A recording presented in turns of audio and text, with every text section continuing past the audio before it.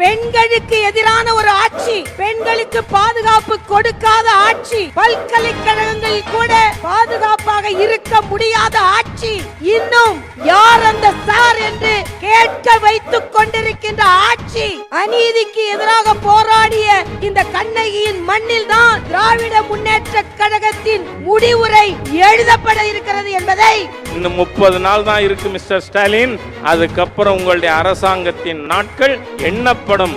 மக்கள் உங்களை 26 மே மாதம் தேர்தலிலே விரட்டி அடிப்பார்கள். அடுத்த ஆண்டு இதே காலகட்டத்தில் பாரதிய ஜனதா கட்சி அங்கம் வகிக்கக்கூடிய தேசிய ஜனநாயக கூட்டணியுடைய ஆட்சி நடைபெற்றுக் கொண்டிருக்கும் என்பதை வருகின்ற 2026 தேர்தலில் திராவிட முன்னேற்ற கழகத்தை தோற்கடித்து திராவிட முன்னேற்ற கழகம் என்ற ஒரு இயக்கம் தமிழகத்திலே இல்லை என்ற ஒரு சூழ்நிலையை உருவாக்க வேண்டும் என்ற ஒரு லட்சியத்தோடு நம்முடைய உள்துறை அமைச்சர் அமித்ஷா அவர்கள் வந்து கொண்டிருக்கிறார்கள். திராவிட மாடல் ஆட்சி என்று சொல்லிக்கொண்டு பெண்களுக்கு எதிராக, பட்டியலின சமுதாயத்திற்கு எதிராக ஊழல் மிகுந்த ஒரு ஆட்சியை நடத்தி கொண்டிருக்கக்கூடிய திராவிட முன்னேற்ற கழகத்தின் ஆட்சியை வீட்டுக்கு அனுப்புவது என்பது ஒன்று மட்டும்தான் நம்முடைய குறிக்கோளாக நாம் வைத்துக் கொண்டு செயல்பட வேண்டும் என கூறிக்கொண்டு நிறைவு செய்கிறேன்.